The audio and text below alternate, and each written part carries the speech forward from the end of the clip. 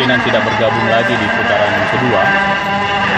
Pagi tadi bersama seluruh asisten dan pelatih, kita sudah panggil 9 orang di antara mereka yang menurut pelatih itu mungkin tidak cocok dengan skema atau strategi yang akan diterapkan nanti di putaran berikutnya.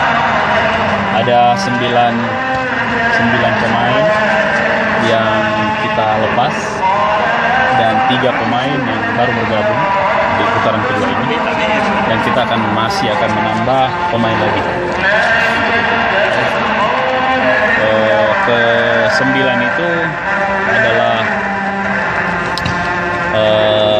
Dimas, Jajang, Tata, Sumardi, Erik, Basri, dan 3 junior, Hasan, Fadlan, dan Andri.